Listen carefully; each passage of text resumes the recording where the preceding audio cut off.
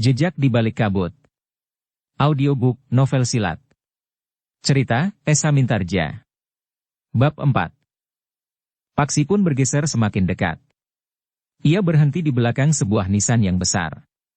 Beberapa langkah daripadanya, di tempat yang agak lapang, adik Panatas tengah bertempur melawan Kebo Lorok. Ternyata keduanya memang berilmu tinggi. Keduanya saling menyerang, tetapi juga saling menangkis dan menghindar. Ilmu mereka berdua agaknya telah meningkat semakin tinggi, sehingga benturan-benturan yang terjadi di antara mereka seolah-olah telah menggetarkan udara di kuburan itu. Ketika Paksi berpaling ke arah yang lain, ia melihat Sura dan Mertawira juga sedang bertempur. Tetapi keduanya tidak bertempur seorang melawan seorang. Beberapa orang anak muda tengah membantu mereka menghadapi dua orang perampok yang semakin terdesak. Nampaknya kedua orang perampok itu sudah tidak banyak dapat memberikan perlawanan, berkata Paksi di dalam hatinya. Daripadanya, di tempat yang agak lapang, adik Panatas tengah bertempur melawan Kebo Lorok. Sejenak kemudian, maka Paksi pun bergeser lagi. Ia melihat Ki Bekel yang sedang bertempur. Ternyata Ki Bekel juga mampu bergerak cepat mengimbangi lawannya. Ketika Paksi bergeser lagi, dilihatnya Ki Jagabaya juga bertempur bersama beberapa orang melawan seorang yang bertubuh tinggi tegap. Ia adalah pengiring Kebo Lorok ketika ia datang ke rumah Ki Pituhu. Orang yang bertubuh tinggi tegap dan berwajah garang itu memiliki bekal kanuragan yang cukup pula. Tetapi ia harus bertempur menghadapi beberapa orang, dan bahkan di antaranya adalah Ki Jagabaya, maka orang itu harus memeras kemampuannya untuk bertahan. Dengan demikian, maka menurut pengamatan Paksi, orang-orang padukuhan yang dipimpin langsung oleh Ki Bekel dan adiknya, adik Panatas, akan segera dapat mengatasi lawan-lawannya. Karena itu, maka Paksi pun tidak dengan tergesa-gesa melibatkan diri. Ia masih bergeser lagi, justru mendekati lagi pertempuran yang sengit antara Kebo Lorok dan adik Panatas. Nampaknya keduanya sengaja bergeser menepi, di tempat yang masih agak lapang, sehingga kaki mereka tidak setiap kali harus menghindari batu-batu nisan yang tersebar. Adik Panatas sendiri merasa kurang mapan untuk berloncatan di atas onggokan tanah kuburan dan batu-batu nisan. Paksi mengamati pertempuran dengan jantung yang berdebaran. Ia melihat keduanya semakin meningkatkan kemampuan mereka. Bahkan nampaknya mereka sudah merambah ke tenaga dalam sehingga tenaga mereka seakan-akan menjadi semakin besar. Beberapa kali keduanya saling membenturkan kekuatan. Jika yang seorang menyerang dan yang seorang menangkis serangan itu, maka kedua-duanya tampak menjadi goyah. Paksi mengangguk-angguk di luar sadarnya. Ia pun sudah menapak pada tataran sebagaimana disaksikannya itu meskipun sumber ilmunya berbeda. Meskipun baru pada tataran dasar, namun Paksi mampu mengungkapkan tenaga dalamnya sebagai tenaga yang besar. Paksi sempat merenungi pertempurannya sendiri melawan orang berwajah cacat. Sesuatu tiba-tiba membersit di kepalanya. Ia teringat bagaimana lawannya berusaha memancing tenaga dalam yang masih belum terungkapkan dari dalam dirinya dengan unsur-unsur gerak yang pada dasarnya pernah dipelajarinya. Paksi menjadi termangu-mangu sejenak, ia merasa mampu untuk melakukannya. Tetapi tentu tidak dengan serta-merta, agar justru tidak menyakiti bagian dalam tubuhnya sendiri. Apalagi jika hal itu dilakukan tanpa tuntunan seorang guru atau orang yang memiliki ilmu yang sejalan, namun sudah berada pada tataran yang lebih tinggi. Paksi yang merenung itu seperti terbangun ketika ia melihat adik Panatas terpelanting jatuh. Untunglah bahwa tubuhnya yang lentur masih sempat mengatur diri. Sehingga dengan demikian adik Panatas itu tidak mengalami kesulitan ketika ia meloncat bangkit. Bahkan ketika Kebo Lorok meloncat menyerangnya, adik Panatas dengan tangkasnya bergeser selangkah ke samping, namun yang dengan serta-merta telah berputar dengan ayunan kakinya yang tepat mengenai dada lawannya. Kebo Lorok terdorong beberapa langkah surut. Namun ketika adik Panatas memburunya, Kebo Lorok telah siap untuk menghadapinya. Paksi menarik nafas dalam-dalam.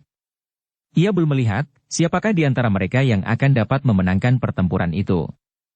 Tetapi dengan demikian adik Panatas telah membuktikan, bahwa tidaklah sia-sia ia berguru untuk beberapa tahun lamanya. Nama Kebo Lorok sejajar dengan nama hantu yang menakutkan. Sementara itu, adik Panatas mengimbanginya. Untuk datang kembali ke padukuhan itu, Kebo Lorok harus berpikir ulang. Berkata Paksi di dalam hatinya. Namun dalam pada itu, keadaan para pengikut Kebo Lorok menjadi semakin sulit. Setiap orang harus berhadapan dengan 3 atau 4 orang lawan. Meskipun mereka sudah terbiasa bertempur, namun mereka adalah orang-orang yang hanya berbekal keberanian, kekasaran dan kebengisan. Jarang di antara mereka yang benar-benar memiliki dasar-dasar kemampuan dalam olah kanuragan. Karena itu, ketika mereka benar-benar berhadapan dengan beberapa orang dan bahkan ada di antaranya adalah bekas prajurit, maka mereka pun mengalami kesulitan. Kebolorok melihat kelemahan itu. Meskipun ia harus bertempur dengan mengerahkan tenaganya, tetapi Kebolorok sempat melihat sekilas apa yang terjadi di sekitarnya. Bahkan 1-2 orang telah terluka meskipun mereka juga sempat melukai orang-orang padukuhan. Karena itu, maka Kebolorok tidak mempunyai pilihan lain. Meskipun ia sendiri masih mampu bertahan dan bahkan masih belum merasa dikalahkan oleh lawannya, tetapi ia sudah dapat membayangkan apa yang akan terjadi pada akhir dari pertempuran itu jika masih lama tidak beranjak dari tempatnya. Karena itu, maka terdengar Kebolorok itu memberi isyarat, terdengar sebuah suitan tidak terlalu keras.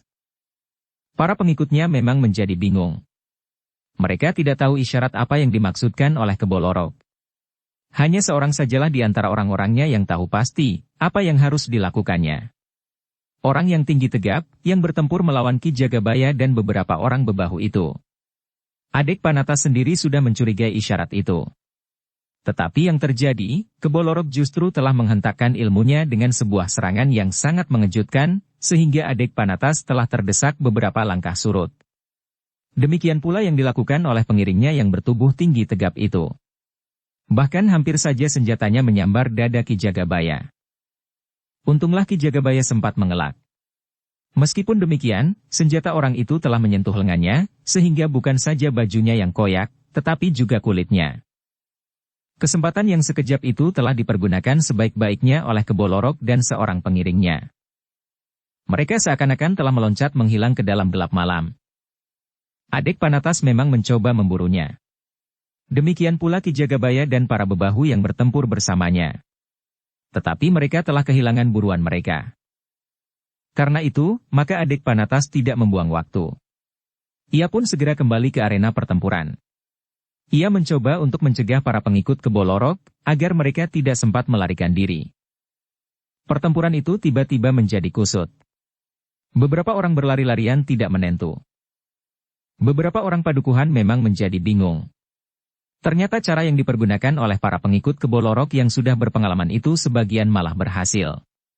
Orang-orang padukuhan itu justru berlarian saling menghalangi, sehingga mereka telah kehilangan lawan-lawan mereka yang berlari-larian berputaran. Tetapi Adik Panatas tidak menjadi bingung. Dengan cepat ia bergabung dengan Ki Bekel. Ki Pituhu yang akan ikut serta dalam arus yang berputaran dan membingungkan itu, telah kehilangan kesempatan. Adik Panatas tidak membiarkannya lepas dari tangannya. Ketika kemudian pertempuran itu berakhir, maka hanya 4 orang pengikut Kebolorok yang tertangkap termasuk Ki Pituhu sendiri. Namun atas perintah Adik Panatas, maka keempat orang itu telah dipisahkan yang satu dengan yang lain. Kita ingin mendengar jawaban mereka esok. Kita akan bertanya kepada mereka seorang demi seorang. Beberapa saat kemudian, maka pertempuran benar-benar telah berhenti. Beberapa orang yang ada di kuburan itu telah menyalakan obor untuk mencari korban yang jatuh dalam pertempuran itu. Beberapa orang memang telah terluka. 3 di antara orang pedukuhan terluka berat. Sedangkan yang lain, luka-luka yang mereka derita tidak sampai membahayakan jiwa mereka. Sementara itu, seorang di antara para perampok itu terluka parah. Seorang lagi diketemukan di luar kuburan, orang itu bahkan telah pingsan karena luka-lukanya. Nampaknya ia juga telah mencoba untuk melarikan diri, namun wadaknya tidak lagi dapat mendukungnya, sehingga ia terjatuh dan pingsan. Ki Bekel yang juga telah terluka meskipun hanya beberapa goresan di tubuhnya, telah memerintahkan untuk membawa mereka yang terluka dan para tawanan ke padukuhan. Hati-hati dengan para tawanan, pesan Ki Bekel. Ki Jagabaya tidak mau membuat kesalahan sehingga tawanan itu dapat terlepas meskipun hanya seorang saja. Karena itu, maka mereka pun telah diikat tangannya. 2 orang memegangi kedua ujung tali pengikat dari setiap orang. Malam itu, para tawanan telah dibawa ke Banjar Padukuhan. Demikian pula mereka yang terluka. Ki Bekel telah memanggil tabib yang ada di padukuhan itu untuk membantu merawat orang-orang yang terluka. Sementara itu, seperti yang dipesankan oleh adik Panatas, maka keempat orang itu telah ditempatkan di bilik yang terpisah. Mereka telah diikat dengan tiang yang ada di dalam bilik itu. Bukan hanya tangannya, tetapi juga kakinya. Termasuk Ki Pituhu. Dari orang-orang yang tertawan, Ki Bekel mengetahui bahwa pemimpin mereka adalah Ki Pituhu. Kita akan berbicara dengan orang itu besok, berkata Ki Bekel kepada adiknya. Adik Panatas mengangguk. Namun ia memperingatkan, asal kita menjaganya dengan baik. Kawan-kawannya dapat saja berusaha untuk membebaskan mereka. Tetapi ada kemungkinan yang lain. Mereka mengirim orang yang dengan diam-diam berusaha membunuhnya. Karena itu, maka Ki Bekel telah memberikan pesan kepada mereka yang berjaga-jaga di Banjar itu, untuk sangat berhati-hati. Beri isyarat jika perlu, berkata Ki Bekel, aku akan membicarakan dengan beberapa orang, apa yang sebaiknya kita lakukan dengan benda-benda berharga itu. Jika perlu sekali, pukul saja kentongan. Ki Bekel pun memberikan pesan yang sama kepada beberapa orang yang ditugaskannya untuk tetap berada di kuburan, mengawasi agar barang-barang berharga itu tidak diambil oleh siapapun juga, sampai Ki Bekel mengambil satu keputusan. 10 orang yang berada di kuburan masih juga merasa, bulu tengkuk mereka meremang. Apalagi jika mereka memandangi sebatang pohon raksasa yang tumbuh di pinggir kuburan itu. Namun di antara mereka terdapat 2 orang yang berani. Sura dan Mertawira. Keduanya telah diserahi untuk memimpin kawan-kawannya yang berjaga-jaga di kuburan itu. Paksi kemudian telah memilih untuk berada di kuburan bersama-sama dengan Sura. Sambil duduk bersandar sebatang pohon di pinggir kuburan, dekat tempat benda-benda berharga itu ditanam, Paksi sempat merenungi pertempuran yang baru saja terjadi. Ia memang merasa heran, bahwa ada di antara mereka yang memiliki jalur perguruan yang dianutnya. Sebagaimana Paksi mengenali unsur-unsur gerak pada orang itu, maka orang itu pun dapat mengenali unsur-unsur gerak yang dikuasai oleh Paksi. Paksi pun kemudian berkata di dalam hatinya, tidak semua bunga ditanam berbau harum. Namun Paksi bertekad untuk menemukan orang itu pada kesempatan lain. Aku harus memberitahukan hal ini kepada guru, berkata Paksi di dalam hatinya. Tetapi Paksi tidak tahu, kapan ia dapat bertemu lagi dengan gurunya, karena Paksi tidak tahu kapan ia akan pulang. Paksi menarik nafas dalam-dalam. Di sekitarnya terdapat beberapa orang padukuhan yang berjaga-jaga. Seorang di antara mereka membawa sebuah kentongan kecil. Jika perlu kentongan itu akan dibunyikan untuk memanggil orang-orang dari padukuhan. Tetapi menurut perhitungan Paksi, para pengikut Kebolorok itu tidak akan kembali. Bagi Kebolorok, maka sawah di lingkungan ini adalah sawah yang tandus. Tentu tidak ada artinya jika ia harus menggarapnya lebih lama lagi. Apalagi orang yang bernama Ki Pituhu itu sudah tertangkap. Tidak ada lagi orang yang menyiapkan landasan bagi kekuatannya di daerah ini, berkata Paksi kepada diri sendiri. Namun beberapa saat kemudian, Paksi sempat merenungi dirinya sendiri. Setiap kali ia bertanya, kenapa aku harus pergi? Kenapa ibu menganggap bahwa ayah memang sengaja menyingkirkan aku dari rumah? Cincin itu hanya sekedar satu alasan. Sura yang berjalan hilir mudik untuk mengusir kantuk, justru telah mendekatinya. Sambil duduk di sebelahnya ia berkata, sebaiknya kau pulang saja Ngger. Kau dapat beristirahat dan barangkali masih mempunyai waktu sedikit untuk tidur. Tetapi Paksi menjawab sambil tersenyum, aku tentu sudah tidak dapat tidur di sisa malam yang tinggal sedikit ini. Kau tidak perlu tergesa-gesa bangun meskipun matahari sudah naik. Aku sudah terbiasa bangun pagi-pagi, Paman, jawab Paksi. Sura tertawa. Sambil menepuk bahu Paksi ia berkata, kau tentu letih. Barangkali kau dapat tidur sambil duduk bersandar seperti itu. Paksi pun tertawa pula. Katanya, aku Sura pun kemudian bangkit sambil berkata, jika mengganggumu. Akan mencoba demikian, biarlah Paman, aku tidak. Paksi masih saja tertawa. Tetapi ia tidak menjawab. Paksi memang berusaha untuk dapat beristirahat. Tetapi yang beristirahat hanyalah wadaknya. Angan-angannya pun kembali mengembara menyusuri perjalanan hidupnya dari waktu ke waktu.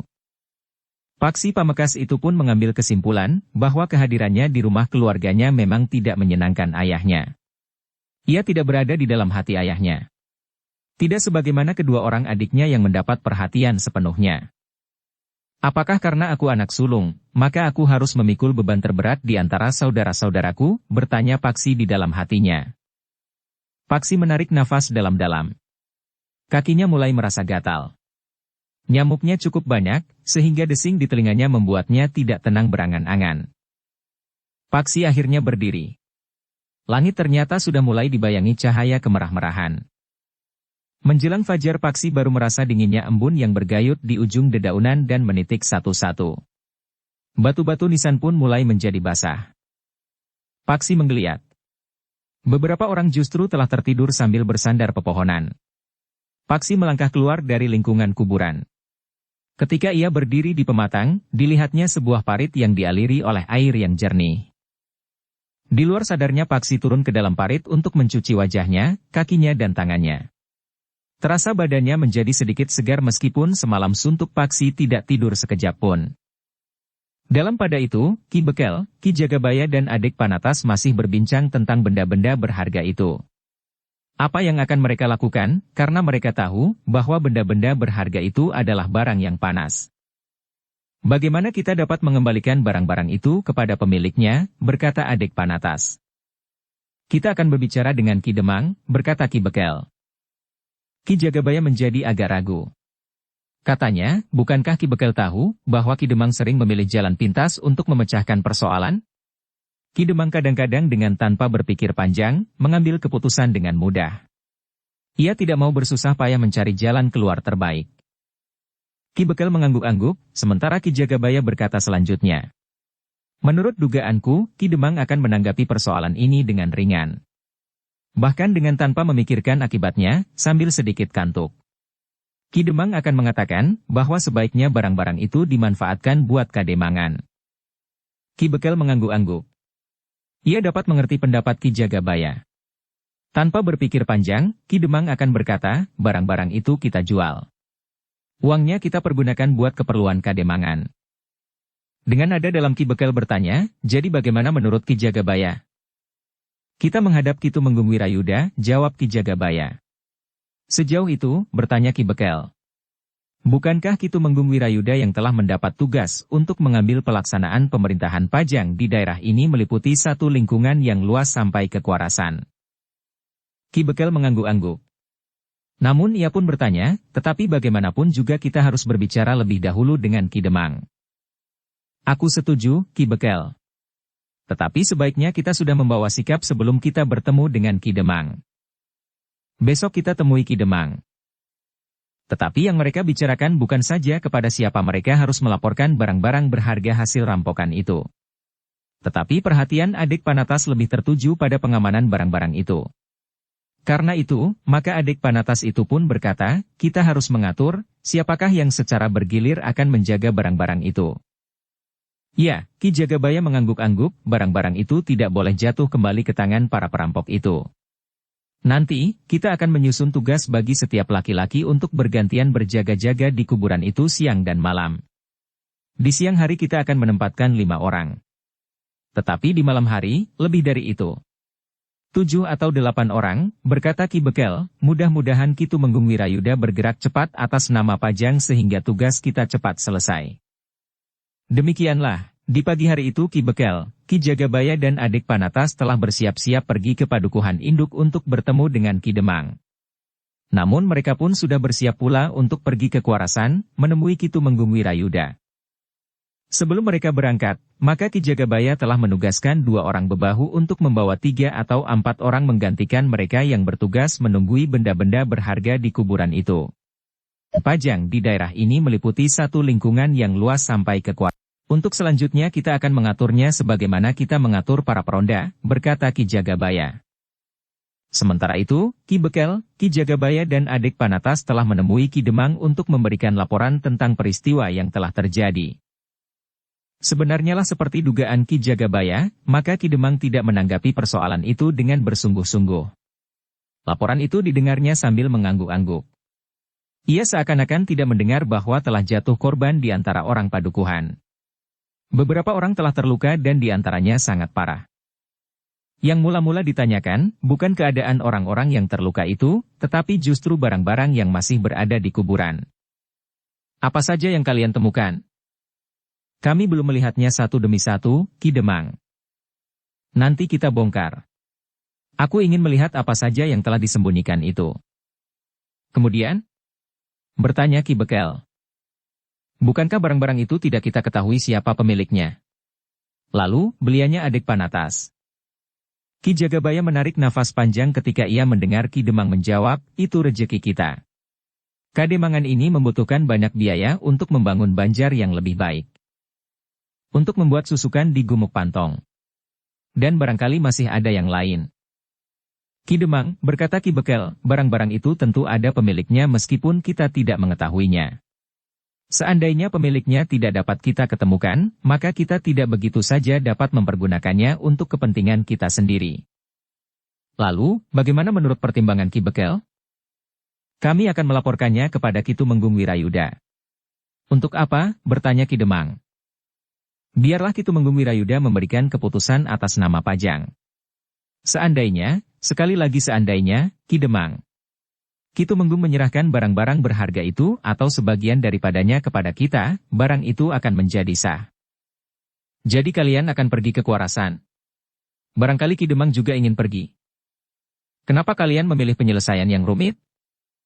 Adik Panatas pun kemudian berkata, Ki Demang. Jika kita langsung memanfaatkan benda-benda berharga hasil rampokan itu, mungkin sekali kita akan terjebak ke dalam kesulitan. Jika kita menjual benda-benda itu, mungkin pemiliknya dapat mengenalinya. Nah, jika ia sudah melaporkan bahwa ia kehilangan karena dirampok, maka kita akan dapat dituduh telah melakukan perampokan terhadap pemilik barang itu. Dengan demikian, kita akan mengalami kesulitan. Tetapi mungkin Pajang akan mengambil barang? Barang itu seluruhnya, berkata Ki Demang. Itu haknya, jawab adik Panatas. Tetapi apakah kau yakin, bahwa benda-benda itu akan dikembalikan kepada pemiliknya? Atau justru hanya akan memperkaya Ki Tumenggung Wirayuda? Kemungkinan itu memang dapat terjadi, Ki Demang. Tetapi baiklah kita percaya kepada Ki Tumenggung.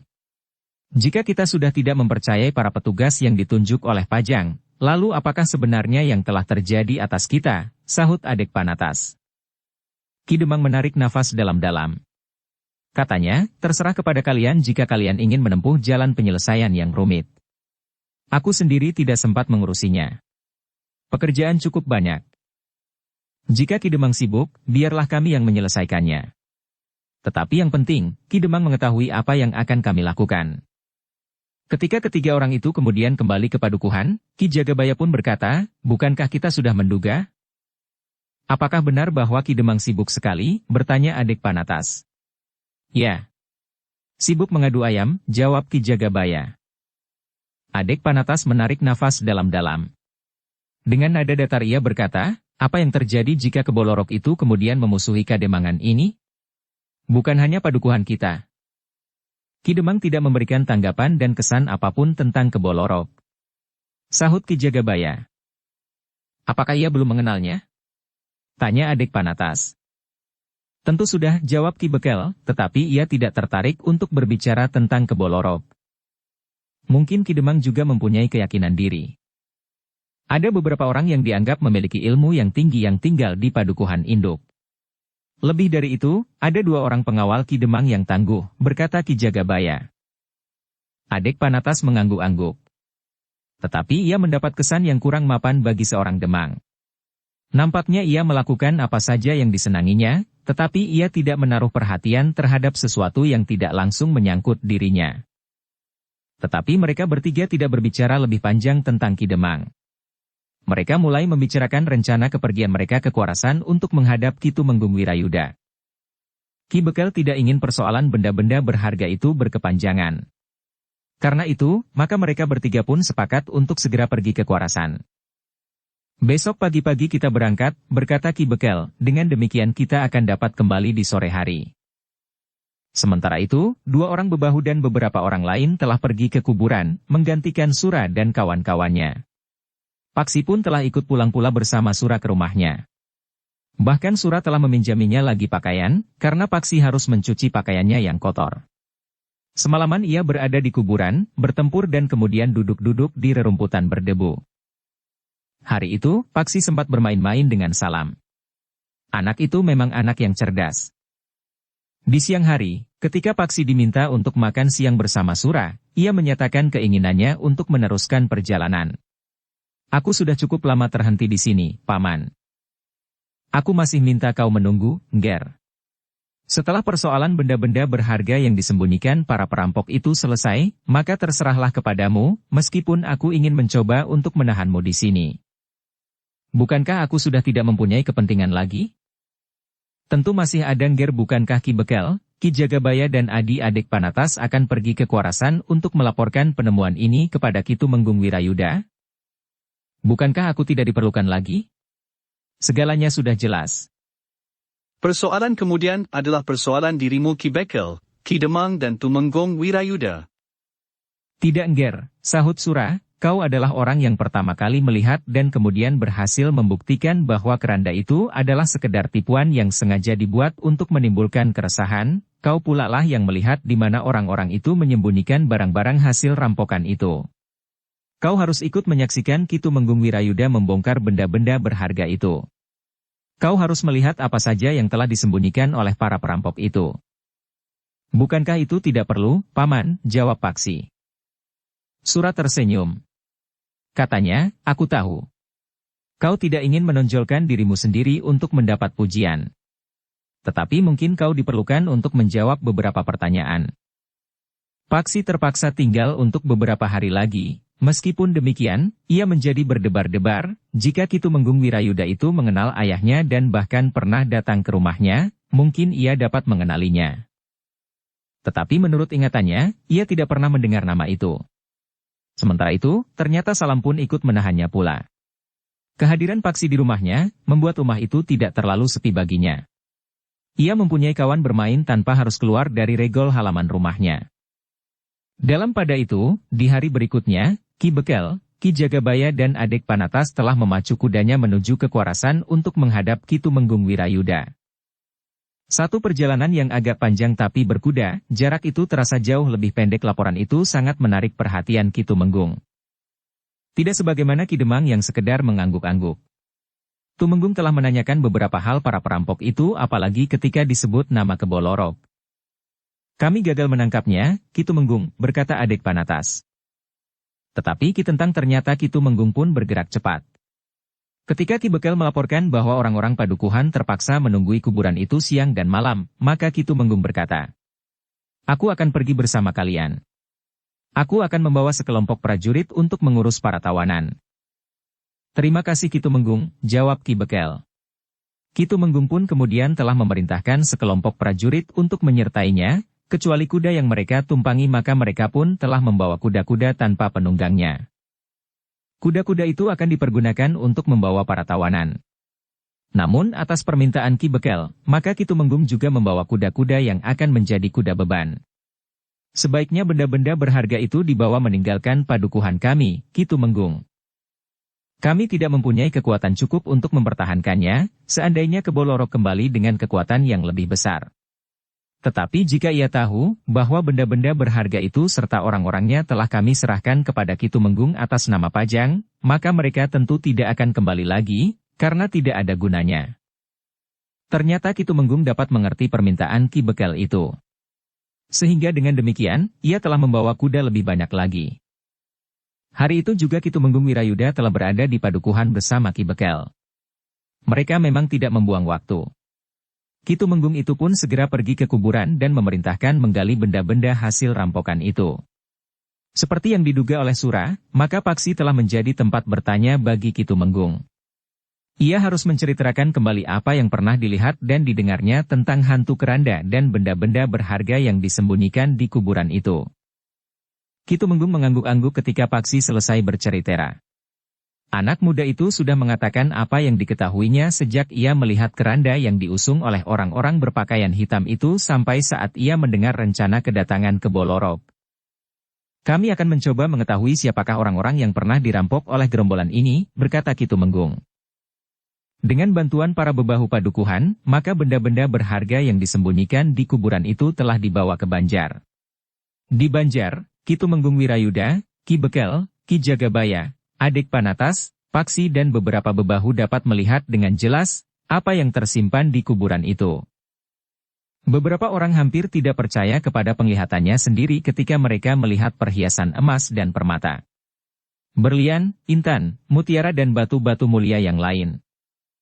Selain perhiasan juga terdapat berbagai macam wesi aji, keris, tombak tanpa tangkainya dan benda-benda lain yang dianggap bernilai tinggi. Namun Paksi menjadi berdebar-debar ketika ia mendengar Kitumenggung Wirayuda itu bertanya, apakah di antara perhiasan-perhiasan itu tidak terdapat sebuah cincin dengan mata 3 buah batu akik? Ki Bekel yang ikut mengeluarkan perhiasan-perhiasan dari petinya menggeleng sambil berkata, tidak Kitumenggung. Tetapi apa yang Kitumenggung maksudkan? Ada orang yang pernah melaporkan kehilangan cincin dengan mata 3 buah batu akik? Kitumenggung termangu-mangu sejenak namun kemudian katanya, tidak. Tidak apa-apa. Aku hanya pernah mendengar bahwa cincin yang demikian itu adalah cincin yang baik. Bukankah biasanya cincin hanya mempunyai matu 1 batu akik? Bertanya adik Panatas. Ya. Cincin yang satu itu memang cincin yang khusus, jawab Kitumenggung. Paksi menarik nafas dalam-dalam. Sementara Ki Bekel bertanya, cincin siapakah yang Kitumenggung maksudkan? Seseorang mencari cincinnya yang hilang. Bukan dirampok. Tetapi siapa tahu, cincin itu akhirnya jatuh ke tangan para perampok. Adik Panatas masih akan bertanya tetapi Kitumenggung telah berkata, sudahlah. Cincin dengan mata 3 buah batu akik itu tidak penting. Dengan demikian, maka Kitumenggung itu mulai membicarakan bagaimana ia akan membawa barang-barang berharga itu serta para tawanan. Bagi Kitumenggung, Ki Pituhu itu merupakan tawanan yang penting. Karena dari mulutnya akan dapat didengar siapa saja yang pernah dirampoknya. Dengan demikian, maka Kitumenggung itu akan dapat menelusuri siapakah pemilik benda-benda berharga itu.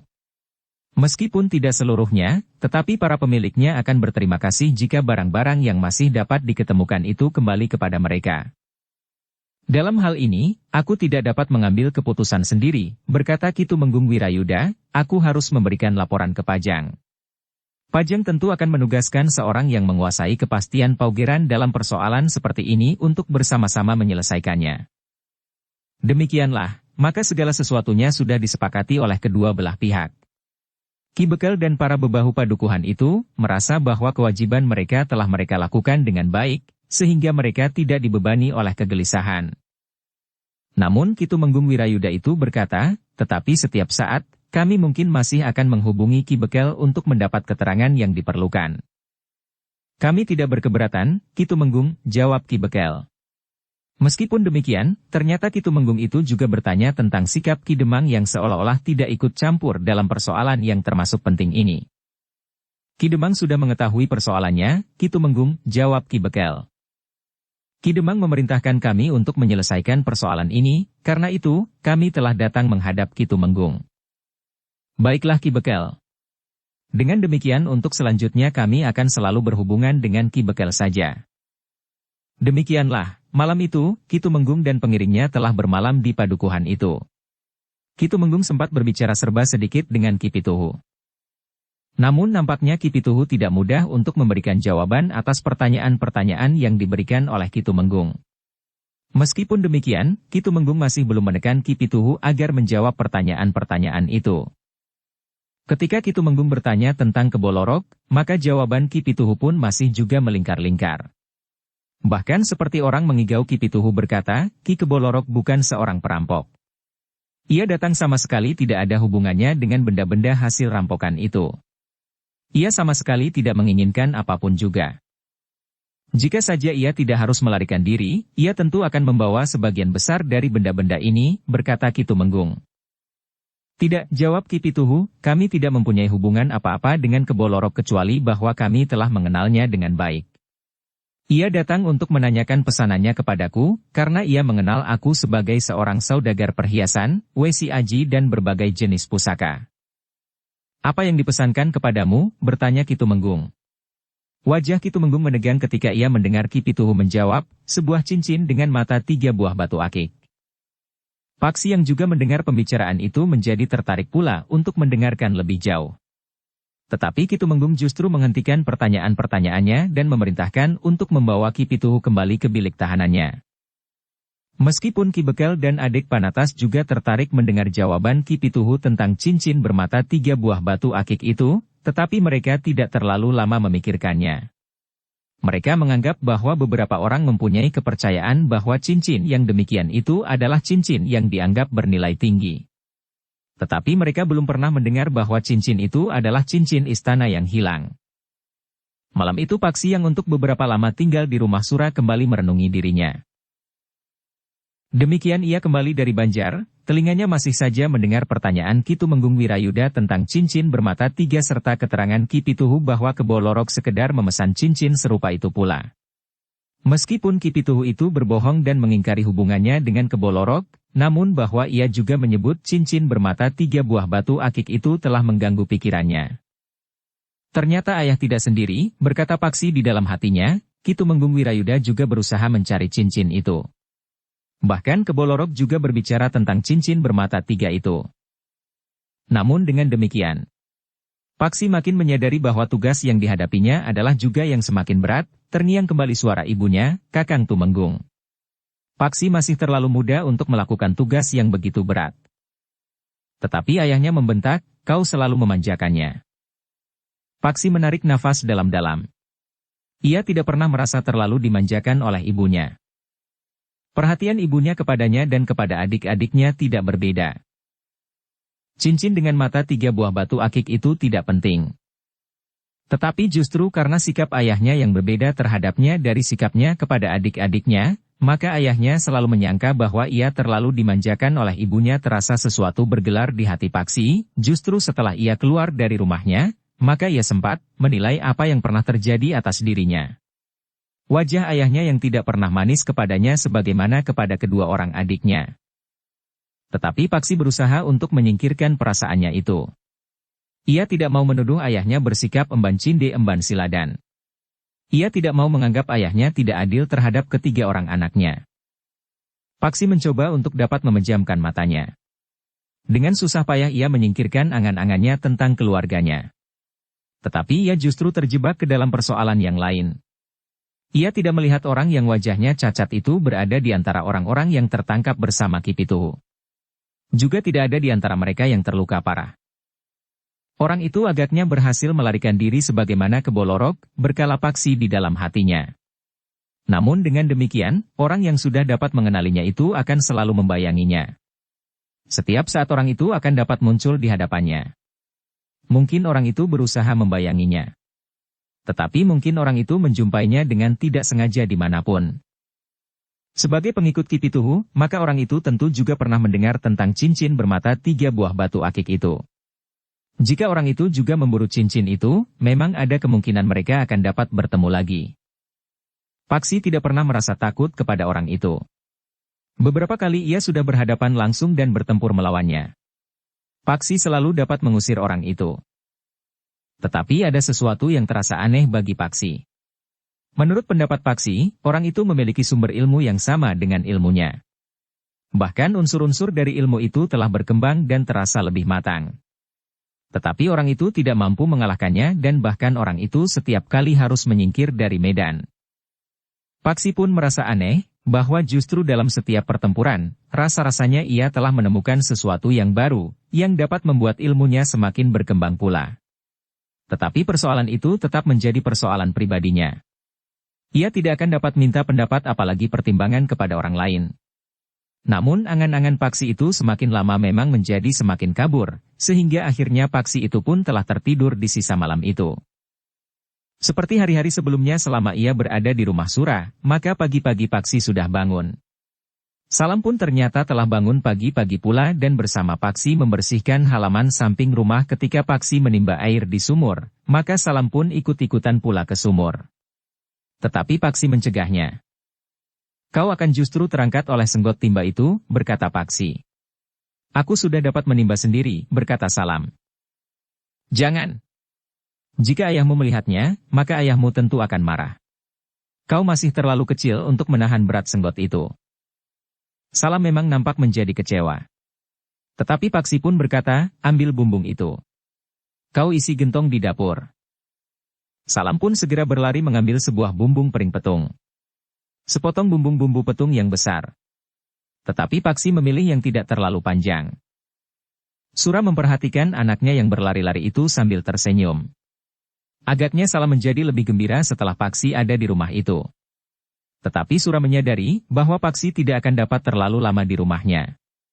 Jika nanti Ki Tumenggung Wirayuda meninggalkan padukuhan itu, maka Paksi pun tentu akan segera pergi untuk melanjutkan pengembaraannya. Sebelum matahari terbit, Paksi memang telah berbenah diri. Ia sudah mengenakan pakaiannya sendiri, sudah mencuci pakaian yang dipinjamnya dari Sura. Paksi memang sudah berniat untuk melanjutkan perjalanannya melakukan perintah ayahnya. Pergi ke tempat yang tidak diketahuinya.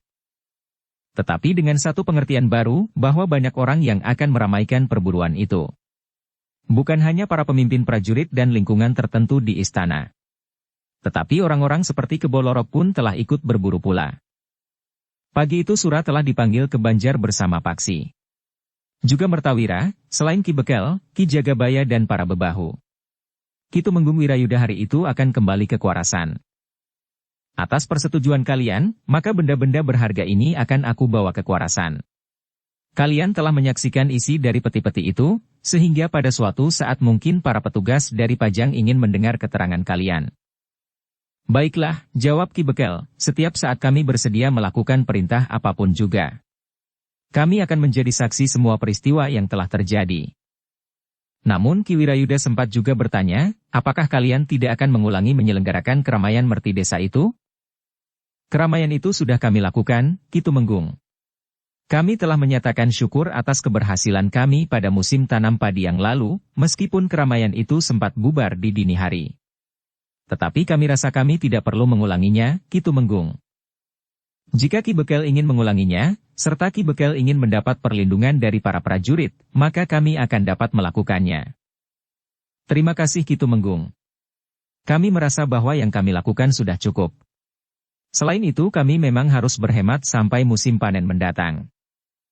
Bagus, berkata Ki Tumenggung, sebaiknya kalian memang mempergunakan nalar untuk mencapai keseimbangan dalam tatanan kehidupan kalian. Ya, Ki Tumenggung. Kami sadari hal itu, justru karena pada umumnya orang-orang padukuhan kami bukan orang-orang yang kaya. Ki Tumenggung tersenyum. Kemudian katanya, baiklah. Kami akan minta diri. Kami hargai kejujuran kalian meskipun padukuhan ini bukan sebuah padukuhan yang kaya. Mungkin pada suatu saat aku masih akan datang lagi kemari. Lalu katanya kepada Paksi, kau akan menjadi kebanggaan padukuhan ini anak muda. Aku ingin kau sekali-sekali dalang ke Kuarasan sementara aku masih bertugas di sana.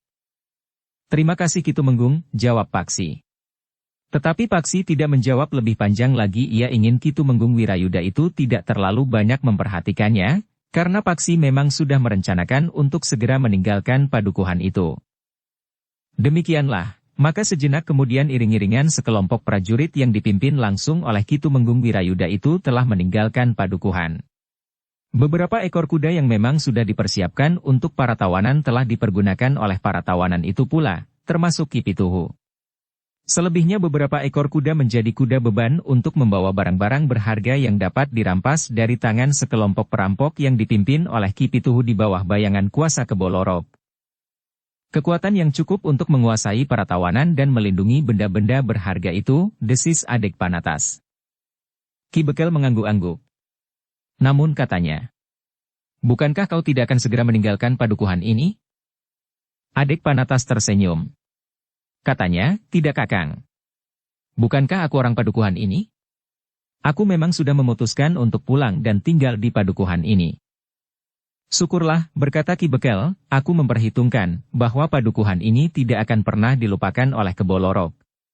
Jika pada suatu saat ia tidak mempunyai kesibukan, maka ia akan teringat kepada kekalahannya di padukuhan ini. Adek Panatas tersenyum. Katanya, aku mempunyai kesempatan untuk mempersiapkan diri. Juga mempersiapkan anak-anak muda padukuhan ini untuk menerima kedatangan Kebo Lorok dan para pengikutnya. Bersama orang-orang yang memiliki keberanian dan 2-3 orang bekas prajurit, aku akan dapat berbuat banyak di padukuhan ini.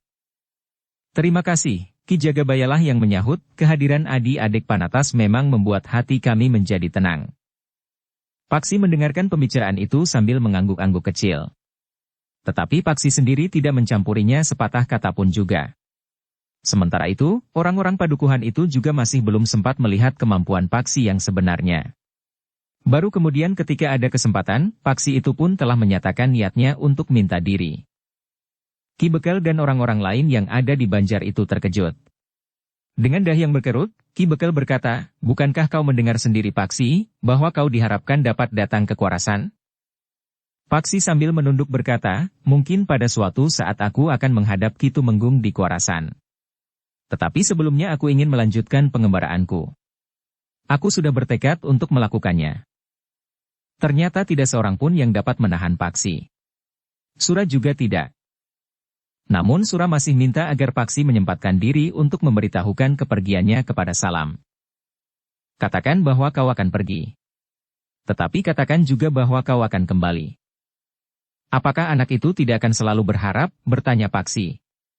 "Bukankah kau memang akan kembali pada suatu saat?" bertanya Sura. Paksi tidak segera menjawab. Namun akhirnya ia pun mengangguk. Katanya, "Ya, Paman, pada suatu saat aku ingin kembali ke padukuhan ini." Ki Bekel masih juga berkata, "Kau adalah orang yang menjadi lantaran untuk memecahkan persoalan ini, Paksi.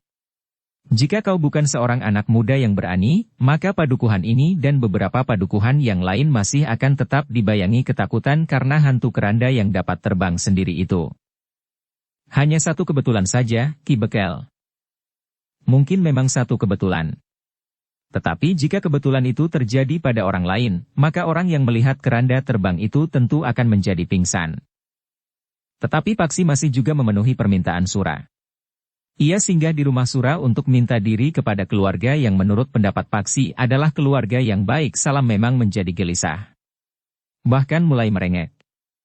Tetapi Paksi pun kemudian berkata, "Pada lain hari, aku akan datang lagi kemari." "Salam, Kakang berkata sebenarnya?" bertanya Salam. "Ya. Aku berkata sebenarnya," jawab Paksi. Salam menjadi sedikit tenang, meskipun nampak ragu-ragu. Ibunya lah yang kemudian berusaha untuk meyakinkan Salam, bahwa ia tidak dapat menahan Paksi lebih lama lagi. "Kakang, Paksi mempunyai tugas yang penting. Jika ia tinggal di sini terlalu lama, tugasnya tidak akan selesai."